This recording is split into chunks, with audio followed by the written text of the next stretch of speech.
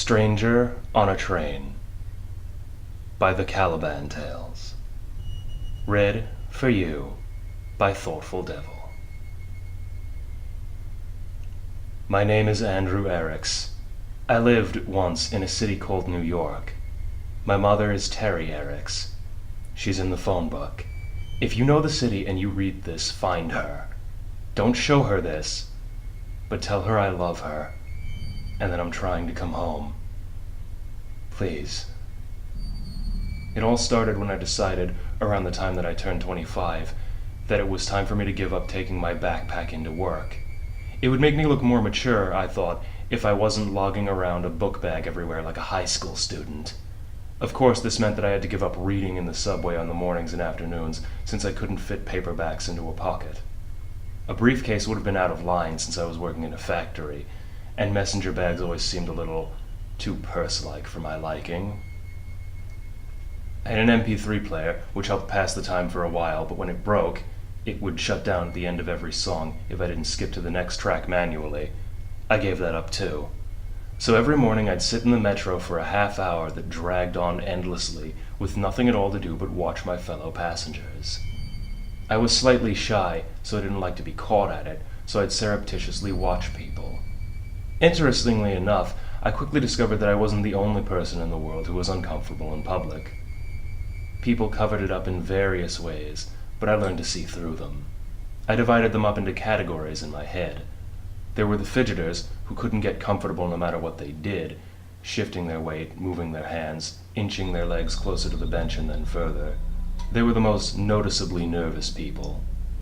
After them were the fake sleepers, who'd take their seat and close their eyes in the very same second. Most of them weren't really sleeping, though. The real sleepers shifted more, came awake suddenly at stops or after loud noises. The false ones just zoned from the second they sat until the moment the train pulled into their stops. And then there were the MP3 addicts, the occasional laptop people, the people who traveled in groups and talked far too loudly. The cell phone junkies were either very popular or just completely unable to shut the hell up for more than 2 minutes at a time. Just as people watching was threatening to get unbearably boring, I found my first incongruity. A middle-aged looking man, dark-haired, average size and average weight, dressed very casually. Oddly enough, he seemed almost too normal. He had no remarkable features, no mannerisms. It was as if he was designed to fade directly into a crowd and never be seen. It was that which led me to notice him. I was intentionally trying to see how people acted on the subway, and he didn't act at all. Didn't even react either. It was like seeing someone sitting in front of a television watching a documentary about fishing. They aren't excited, aren't engaged, but they aren't looking away either. Present, but not accounted for. He was on the subway in the afternoons. It was more than a month into the people-watching experiment before he caught my eye, because I didn't catch the same subway every day, and didn't consciously sit in the same car when I did. I saw him for the first time on a Monday, I think, and for the second time on a Thursday of the same week. He obviously did catch the same train and sat in the same car, in the very same seat as well. OCD? Since he'd caught my attention so much the first time, I watched him more keenly the next. He was, frankly, very unsettling. He didn't do anything at all. He sat there, expressionless, head straight no matter what happened. A woman with a wailing child entered the car and sat right next to him. And still nothing. He didn't so much as turn his head or grimace. And that child was very, very loud. By the time the subway reached my stop, I found myself sick, and when I exited the car, my hands were shaking like I was having a nicotine withdrawal. Something about the man was wrong. He was, I thought, some kind of freak, a psychopath maybe, one of those quiet people who it turns out has a dozen women's heads in his freezer, the first victim his mother with whom he lived. I found myself intentionally dawdling after work in the afternoons, stopping to browse in kiosks in the mall near the subway, even when I didn't intend on buying anything. For a couple of weeks, I avoided catching that subway, and when I found myself at the stop when it was pulling in, I made sure to choose a train car as far as possible from the one I'd seen him in. Then, one morning, I saw another person who set off the same warning bells in my head. A woman, just as plain looking, just as out of place in hustle and commotion around her. The moment I recognized her, I realized later, was when the obsession began. My people watching, which had begun as a bit of a hobby to stave off boredom, became almost like a religion. I couldn't enter a subway or ride a bus without finding myself examining everyone, filling out a mental checklist in my head. Plain clothes of solid colors, no brands? Check. No expressions, no casual glances out the windows or towards other passengers? Check. No bags, purses, or accessories? Check, check, check. We've got another one. I started calling them the strangers.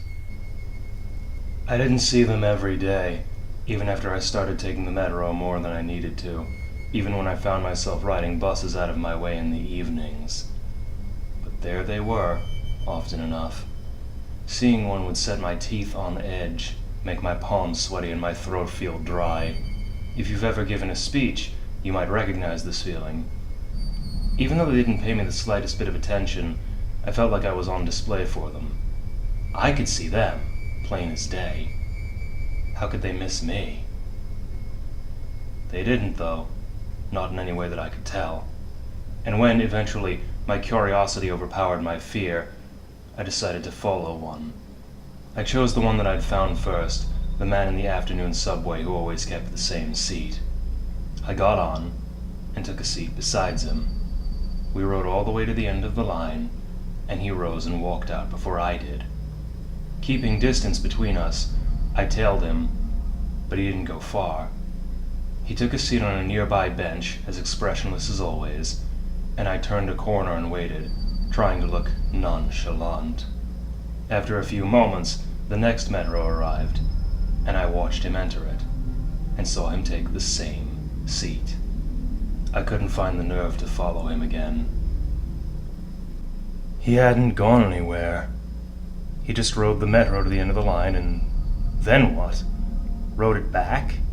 What possible reason would anyone, have for that? It nagged at me long after I'd rode a later train back home and tried to get some rest. I couldn't leave it alone, not until I could make some sense of it. I found myself more than confused. I was downright infuriated. Why was this uncanny bastard, this almost inhuman person, riding subway trains back and forth, going nowhere? The mind, I once read, recoils from certain things because the very sight of them is an affront. Spiders set it off in people, a lot of people, particularly large ones. They just look wrong to us, alien. That was the effect the strangers were beginning to have on me. They offended all of my senses. I followed him again the next day, and again the day after that. Every day for at least a week, the two of us made our silent trips together, though only I knew it. By the end of the week, I was following him for hours, until the last train stopped near my apartment block that night. We rode from one end of the city to the other, and then back again.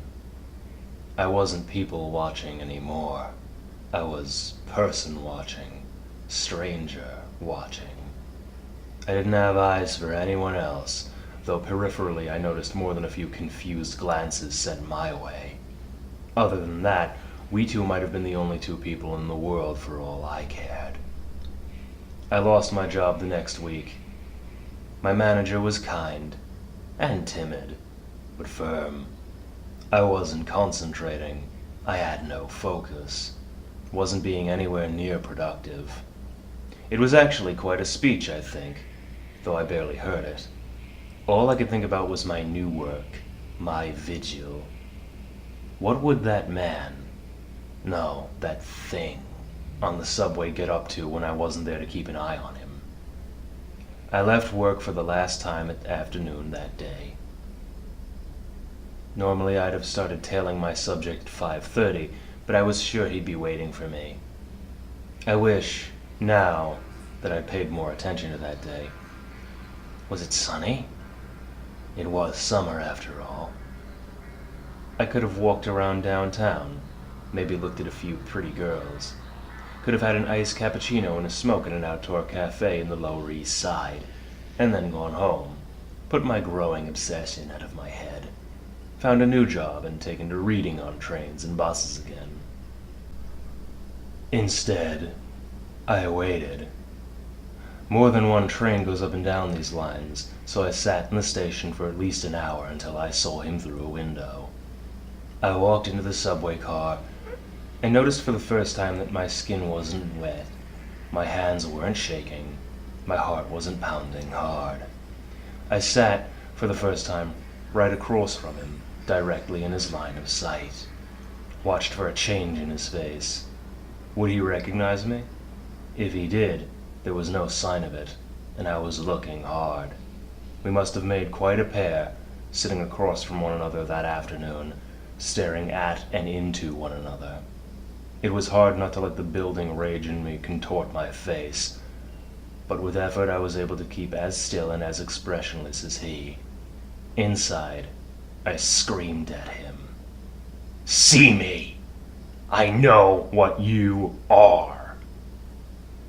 I didn't, though, and my silent demands were not answered, not for the first trip around, or the second, or the third or 10th.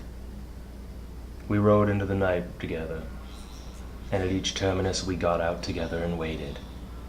I sat right beside him on the bench, watching him from the corner of my eye, and still nothing. But two could play that game as well as one. Finally, we made our last trip together. I had him, and I knew it. Last trip of the night before the trains stopped running to this part of Manhattan.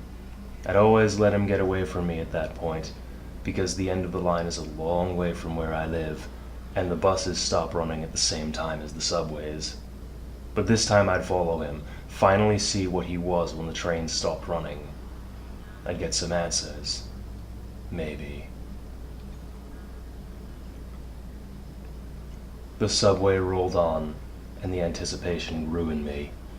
The car emptied out around us slowly, until it was just us, the two silent watchers beneath the city. I fought to keep a manic grin at bay, and the subway train slowed to a crawl, then stopped. The end of the line. The stranger didn't move, didn't react at all. The car stood still, doors open. I could hear, dimly, the last few stragglers making their way out of the station somewhere behind us, footsteps echoing in the silence. Nothing. The speaker system dinged to let anyone half asleep know that we'd reached the terminus.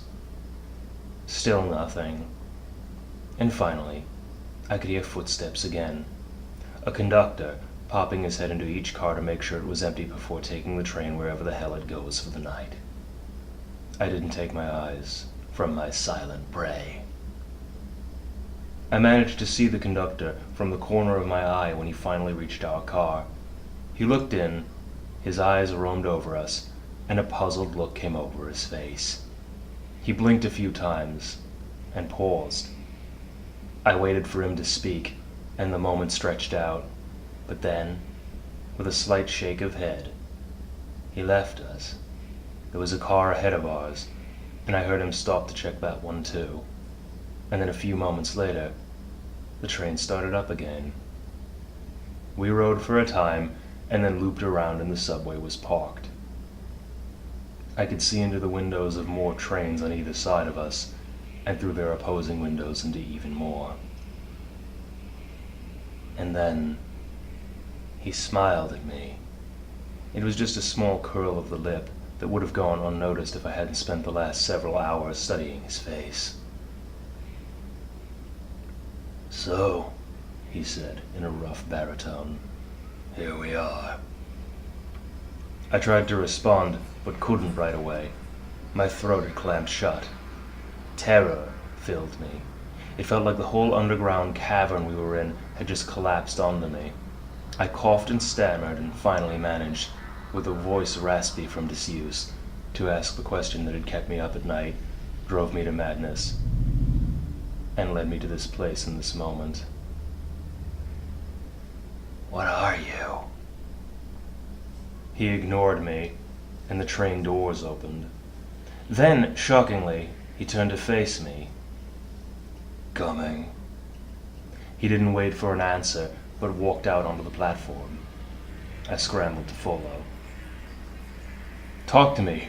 Who are you? Why do you ride the metro all day? He didn't answer.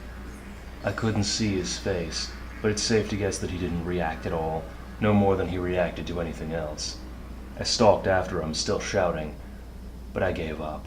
5 words was all I was able to get out of him, I guess. We walked along the platform until we came to a junction, then turned. Now we were perpendicular to the trains around us. The path ahead was lit from above, but I couldn't see where it ended. The trains on either side of us went on forever, as far as I could tell. Far too many trains to service one city, I realized. It wouldn't have mattered by then, I figure, but I probably should have paid more attention to that at the time. I'm not sure how long we walked. I had a watch once, but it broke. I took out my cell phone at one point, but got no reception down there, and all it would show me was no signal. The stranger would stop every now and then and look at a subway car for a minute or two, but then pass on. It took me a while to figure out why, but eventually I saw that they weren't all the same. Long lines of them would be similar, and then we'd come to a different model. It would be a little larger or smaller, or have a slightly different shape. The cockpits, or whatever you call the front part where the conductor sits, were superficially different as well.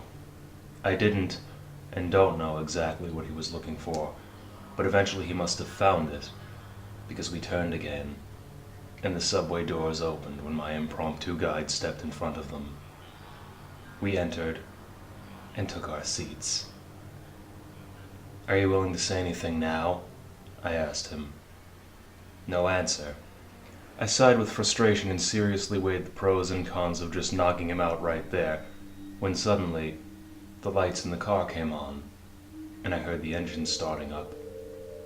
He gave me a look that was almost sad. You're not going to be able to go back, you know. What are you talking about? Go back where? Nothing again. Stonewalling asshole. The train lurched into motion, pushing off in the opposite direction than the one we'd come from. I think. The endless parade of them had thrown off my sense of direction. It rolled for a few minutes, and then began to slow as we approached the stop. His vacant gaze grew sharper, and for the first time I got the sense that he was actually staring at me, rather than just looking in the direction I happened to be in. Be still. Be silent, he said. Don't catch their attention. The train stopped, the doors opened, and they began to flood in. I don't know what I noticed first. The weird clothes, the long arms with hands that almost brushed the floor, the jet black eyes and angular faces, or the bluish-gray hue of their skin. My eyes took in all those stimuli, but for a long second my brain refused to process it, and when it finally did, I was barely able to bite down on the shriek that tried to tear its way from my throat. I thought my heart was going to explode. Hell, I thought I was going to explode. It was like a strummed guitar string, everything in me lurching and throbbing. My sight grew dizzy, which I was thankful for, and I almost vomited. My mouth was clenched shut, and I forced myself to swallow it, barely managing. My instincts were still screaming his words at me. Be still. Be silent. Don't catch their attention. That day is a blur. Now. We rode the subway car up and down the line, still and expressionless, for hours, for days, perhaps. It seemed much longer than the line I knew, the line I'd followed the stranger along. The things around us seemed to pay us no undue attention, though I imagine we must have stood out fiercely. I was so petrified with fear that when we finally returned to the endless cavern of trains, alone, I cried. I collapsed to the floor and just sobbed for a long, long time, the stranger watching, impassively. When I gained control of myself, I looked at him. "Take me home. Please." "I can't," he told me. "Do you know which one of these would lead you back, if any of them do?" He stood and walked out onto the platform, and I rose wearily and followed him. He spun around sharply. "I think you've followed me enough." The rage I felt for him before, that the panic had temporarily buried, rose up in me. "What?" I said, rushing forwards. I grabbed him by the shoulders, and with a burst of insane strength I didn't even know I had, I slammed him up against the back of a metro car. "You son of a bitch! What the fuck did you do to me?" I slammed him again and again. "Take me back!" He bore it all passively, and soon the flare of anger in me guttered out, leaving me hollow. "Please," I begged, "please take me home." "That's not how it works," he answered. "If we stay together, it's more likely we'll be noticed. Go your own way. Be still. Be subtle. They'll think you're one of theirs." "Why would you do this to me?" He gave me another sad look. "I had to. You will, too. You get stuck sometimes." He brushed my hands off his shoulders and turned to walk away. I fell to my knees, out of strength, and watched him leave. At the junction, he turned back to face me. "I'm so sorry." And then he was gone.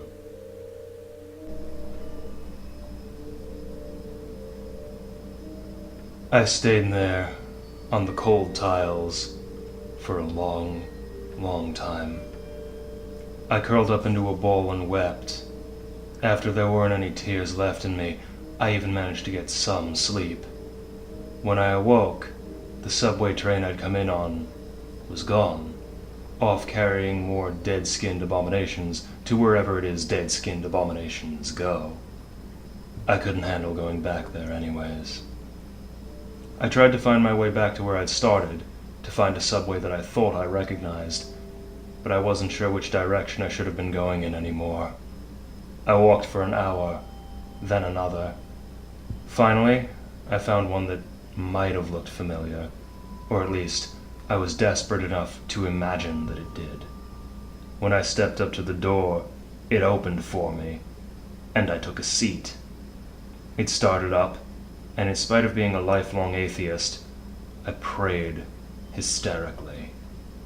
The train slowed to a stop, the doors opened, and for a second I thought I was saved. People. Human beings. I'd be the most devout man in the world. Then I noticed the eyes, specifically the third massive eye in the center of their foreheads. Well, fuck you too, God, I thought. They were easier to take than the last bunch, though, and I was thankful for that. The third eye blinked independently of the other two, though, and that was nauseating. And when one of them spoke, or smiled, or laughed amongst his friends, I couldn't help but notice that their teeth were sharp, misshapen, and gray with filth. But if I was careful, and selectively blind, I could pretend, for only a moment, that I was home. Until one of them entered with a sandwich in hand, and I realized with the start that I was starving, and hadn't eaten or drank in what must have been days. The next terminus I came to, I decided to try and find something to eat or drink. I don't know why I waited, but it seemed important to ride to the end of the line. I got there and could barely bring myself to leave. I'd never seen the stranger leave the underground. I'd never seen him eat or drink either. My stomach would not take no for an answer, though.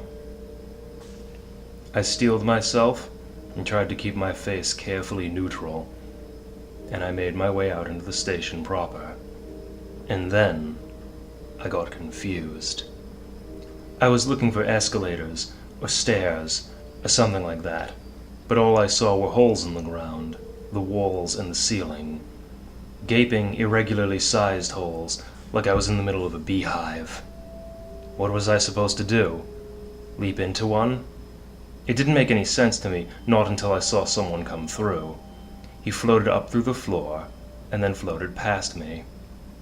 He frowned for a second, or at least I think it was probably a frown.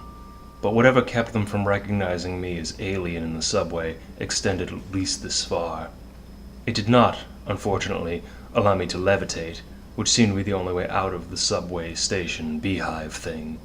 Swearing, I made my way back down into the tunnel. I was angry, I was lost, I was starving. I had been abandoned to a fate that, if it wasn't worse than hell, was at least twice as stupid and 3 times as nonsensical. I was not in the best frame of mind, which I feel excuses the mistake. Normally, I take corners with a wide berth, because everyone knows that if you just dart around a corner sharply in a public place, chances are decent that you're going to walk right into somebody. As I did. I slammed into somebody, a woman, and fell to the ground. Without thinking, I reacted like any New Yorker would. Jesus Christ, you stupid bitch, watch where you're going! I realized my mistake before she did. Her eyes grew quizzical and confused, and when she really noticed me, they bulged with horror. She leapt, floated quickly, back from me and let out something scream-like. A little more yowly and cat-like than I was used to, but I got the point. Further down the tunnel, I saw alien 3-eyed heads turning towards us. I thought, suddenly, about all those sharp, filthy teeth, and just like that I was running. The subway train wasn't there, but there was a walkway along the tunnel, for the repairmen, I assume. That's who'd use it where I'm from, anyways. I took it at full speed and just kept running until each breath felt like getting stabbed. I stopped, panting, and looked back. The tunnel had curved so I couldn't see the light anymore, but nobody appeared to be following me. Going back, though, was not an option. I continued forward in the dark for some time. Eventually I came to a small opening in the wall, and I stopped there for a rest.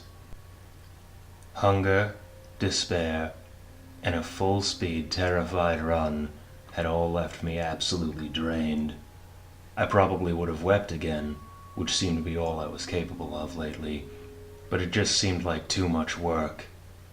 I sat against the wall, legs splayed out, and imagined I was beating that bastard stranger to death with a hammer. It was a peaceful image. A rat was shuffling around nearby in the dark. Every so often, I would kick out a foot at it to scare it away, but after a time I didn't even bother with that. Rabies, or any other disease it might be carrying, would be a blessing compared to the endless traveling through subways of alien worlds, lost, destitute, alone. When it crept near me again, I didn't shoo it off. Even when it reached and pressed against my leg, I couldn't bring myself to care. Not until a train passed by, and the lights of its cars lit up the culvert I was in, and the thing I had thought was a rat. It was rat-like, yes, but not as much as it was spider-like. If somebody had bred the two of them together, the resulting hellish abomination might have been almost as disgusting as the thing nuzzling my leg. I shrieked, flung myself up from the floor, and booted it like a soccer player would right into the opposite wall. Its back made a sickening crunch, and I watched it twitch its last, before the final car passed and the darkness returned. In the darkness, a terrible thought came to me. I wondered if it was edible. I gagged just imagining it, but I was starving, and there was no guarantee that I'd ever be able to find food in this place or anywhere else. This thing was my only option. I held off as long as I could, but in the end survival trumped squeamishness, as it must have all generations past leading up to me. I had my lighter, but nothing to light on fire. I picked meat off its carcass and cooked it a little by holding it over the flames. It didn't help. Nothing could have. Its meat was foul, more foul than anything you can imagine. I've been that desperate for food since, and eaten many other questionable things, but nothing has ever been as bad as this monster was. In retrospect, this is when I became a stranger. Before, I'd struggled to reach that expressionless state the other one had maintained. What I'd taken for calm was numbness. A sharp rock thrown in a river will, over time, have its edges rounded off by the water beating it over and over again, and what I'd gone through had done the same. Tearing up and eating a monster in the dark, below an alien world, the last of my edges smoothed. By the time I left the darkness and came back into the tunnel, I was as expressionless and empty as the one who'd led me here in the first place. That wasn't the worst of it, though. The worst came later, the first time I got stuck. The stranger had mentioned it, but in the state I'd been in I had hardly noticed. One night, at the end of the line, I was asked to leave the train. This world was one of the closer to normal ones. The people were almost human, as I recognized it. They were puke green, sure, and hunchbacked, but other than that, they were essentially normal. After the last world, where the people had all been hideously overweight, six-breasted hermaphrodites with unblinking fish eyes, open nose holes, and pointed ears, these people, oddly colored though they may be, were very beautiful to me. I thought, at first, that the conductor was talking to somebody else, but I was the only one in the car, and moreover, I'd understood him. The green people certainly hadn't been speaking English all day, but nonetheless, I understood what he was saying. When I stood, I began to realize why. I couldn't stand up straight. I was hunchbacked, and I saw in my reflection against the window as I exited, olive green. I pieced together the rest from there. Stuck meant that I was trapped in this world for some reason, and stuck looking like its inhabitants, which would be handy if I wanted to take the opportunity to leave the subway station, which is possible most times, but requires a lot of care and is quite overwhelming. These worlds can be a little revolting, I've found. You try to compare them to your own, but the differences are just too vast. It makes you sick. I left that subway that day because it was clear I wouldn't be returning to the central hub, what I'd taken to calling the infinite line of subway trains, that night. Or any other night, I soon found out. Whatever had let me go unnoticed wasn't working any longer. I considered, briefly, staying. But this place wasn't home. Never could be. Even if they looked like me, their culture was bound to be different. That was a lesson I learned the hard way. Even worlds where the people are absolutely indistinguishable from me, and you, I assume, are fraught with danger. I was once on a world where the people looked like, well, Homo sapiens. They all looked Brazilian, or some form of Oriental, but that was more than close enough. And learned the hard way that the gesture that to me means hello means something gravely insulting.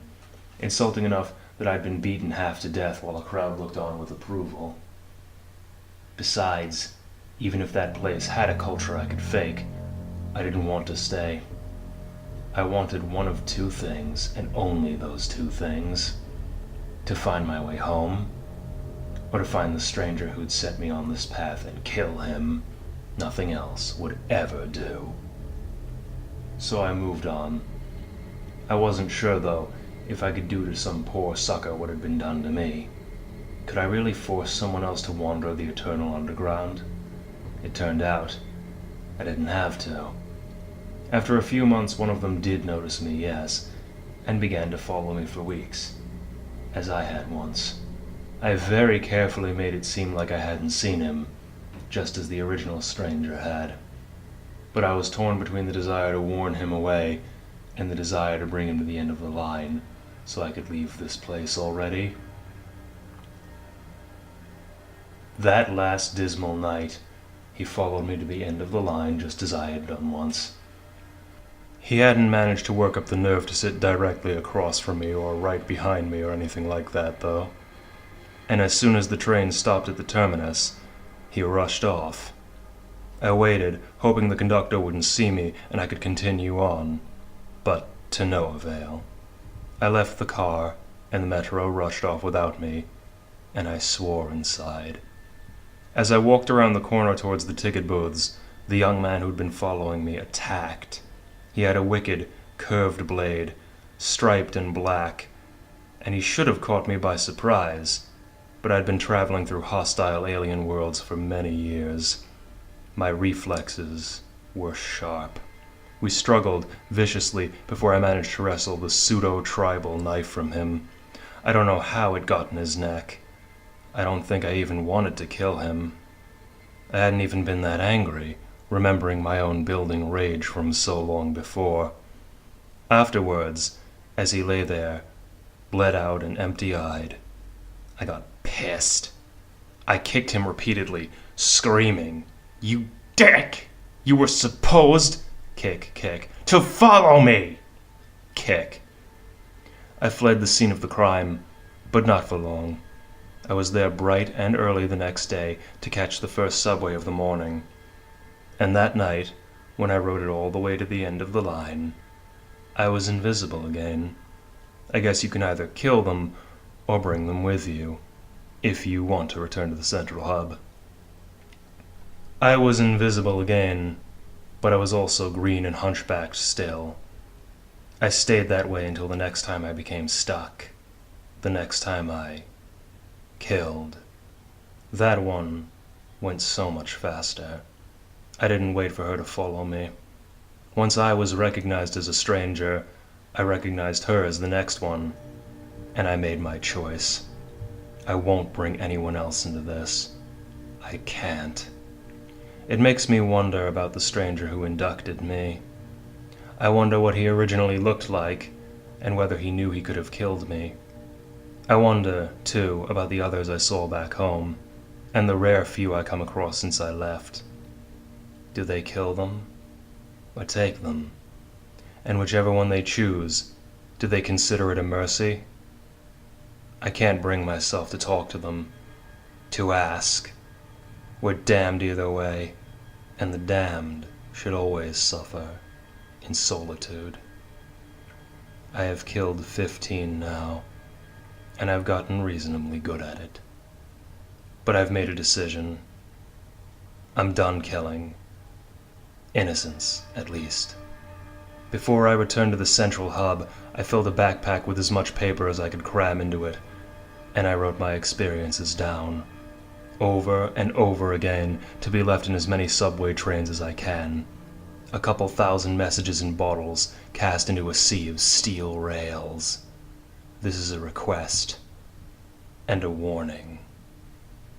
My request, above, was that you find my mother, and lie to her. It's a white lie, don't worry. Tell my mother that I love her, and that I am trying to come home. It may give her some hope, or a small measure of serenity. I wish it were true, too. But here's the thing. I've been thinking of myself as Odysseus, lost and adrift, looking to return to familiar shores. But I am not lost at sea. I am lost in endless tunnels. The labyrinth. The difference is important because labyrinths are designed.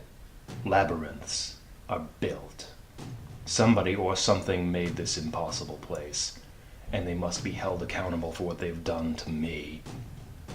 They cast me as Theseus, not Odysseus, but I won't play that part any longer either.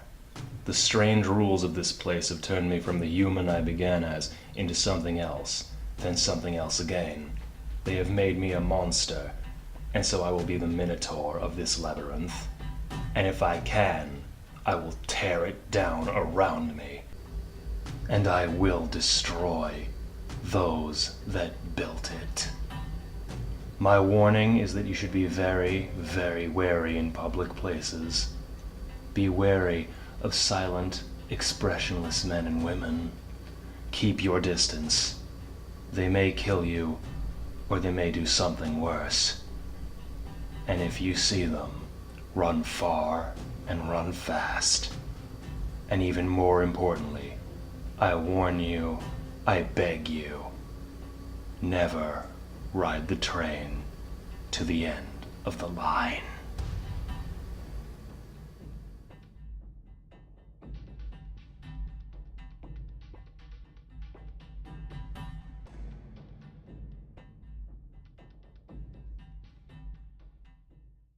Hello, my friends. My name is Thoughtful Devil, though some people call me Kent.J.starrett. The story you have just heard, Stranger on a Train, originated on a blog in the late 2000s called The Caliban Tales. The same person who wrote this story also created two creepypasta classics with which you may be familiar, The Art of Jacob Emory and Tulpa, which the Creepypasta wiki credits to somebody named Peter Devine. I wonder if this is the same person who originally wrote it. Either way, there will be a link in the description to the blog in question, although sadly there aren't many more tales than that. It is my hope that whoever the Caliban Tales is, somewhere, he's still writing, and that hopefully we can see more of his incredible imagination and creative prose in the near future. Though, of course, I'm not holding my breath. You do that for too long and you'll pass out. Well, who knows? Maybe the Caliban Tales vanished into some alternate reality on a New York subway, into a world of green hunchbacks or giant corpse-like beings. Hey, physics says there's a multiverse, and a multiverse is infinite possibilities. Just some food for thought. Stay thoughtful, my moonbats. And remember, every day can be Halloween as long as you think spooky thoughts. If you have any suggestions for other stories you'd like me to read, send me a comment below, or email me at my link in the description. Thoughtful Devil, signing off.